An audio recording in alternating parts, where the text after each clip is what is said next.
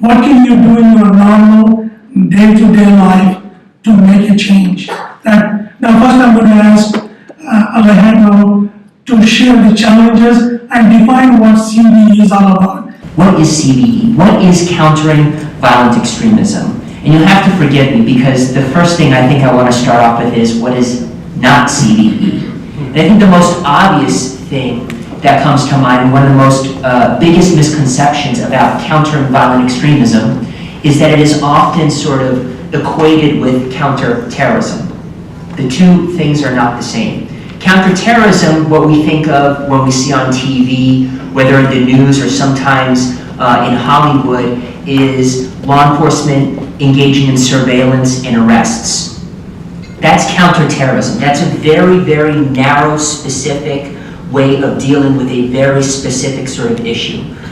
Countering violent extremism is a whole different animal altogether. Countering violent extremism may involve government actors, may involve law enforcement, but oftentimes it also involves community members, people outside the government. And it's not just about spying on people. 95% of the time it's not. 95% of the time it's going to be more about building strong, healthy communities, strong, healthy individuals. The point that Alejandro made about it being safe. What we need, these communities need to be, and our communities need to feel safe to work on these issues so we're not stigmatized, we're not securitized, and that it's just safe. And that's another conversation in and of itself. And also when we work with police women, it's very similar. One of the things that we know about extremism, and we see this in this country as well, when the police don't represent the communities that they're supposed to serve, what happens? There's no trust.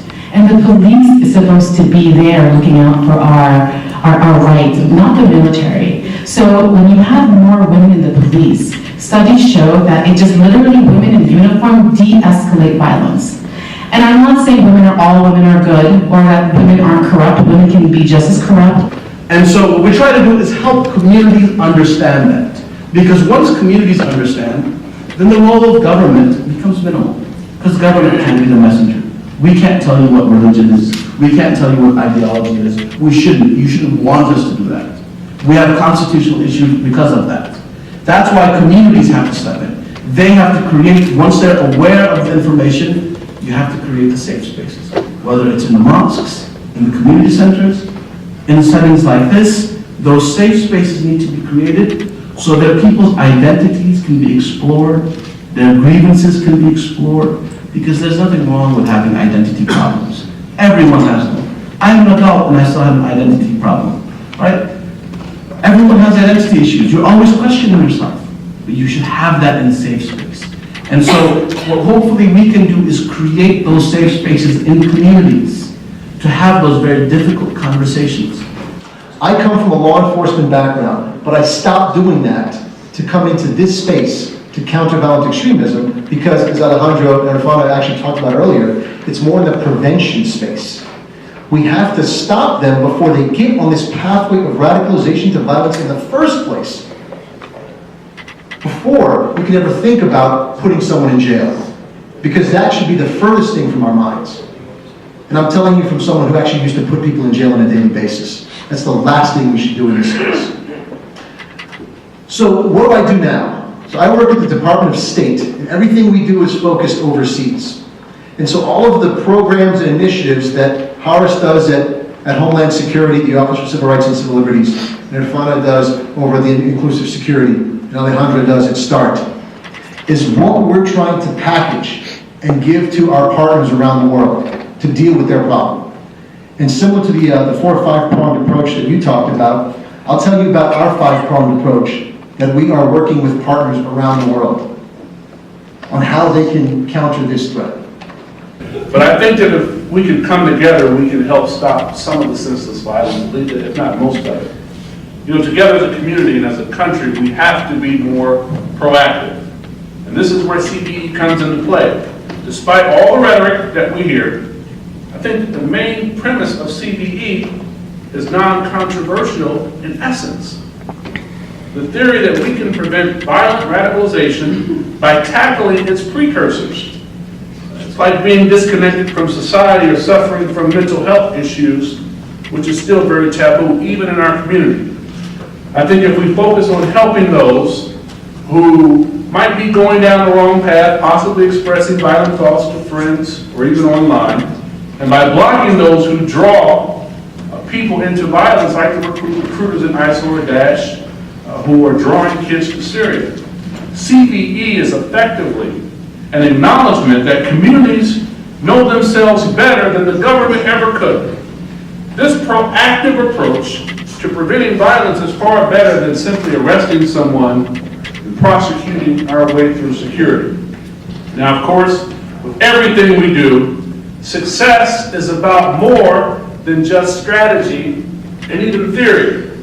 It comes down to implementation. And in this respect, I want to know, is there a government agency or agencies who have training programs to impart on the parents, teachers, and all the community leaders? Because we cannot identify a single young man who has this kind of trouble. So they're talking to Google Direct.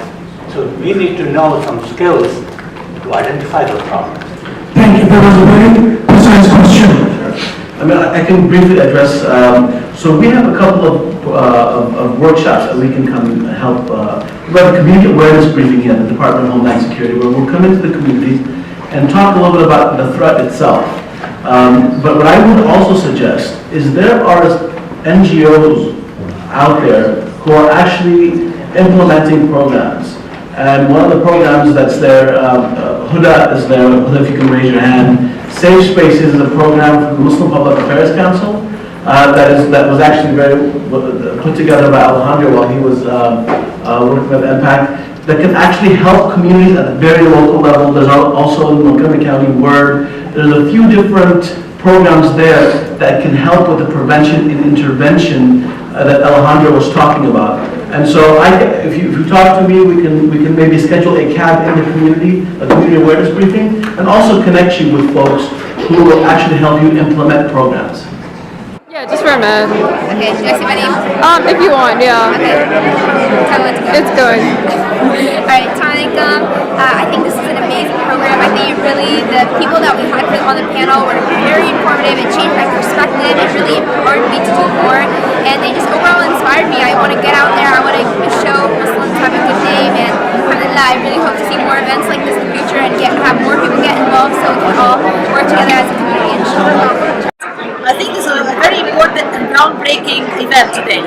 Very important to have an American congressman who's a Muslim with us this afternoon, and to have panelists who are Muslims from Homeland Security and also from Research Center at the University of Maryland, talking about these important issues, the importance of community engagement and activism, awareness and knowledge and involvement to fight the two evils of Islamophobia and countering violent extremism.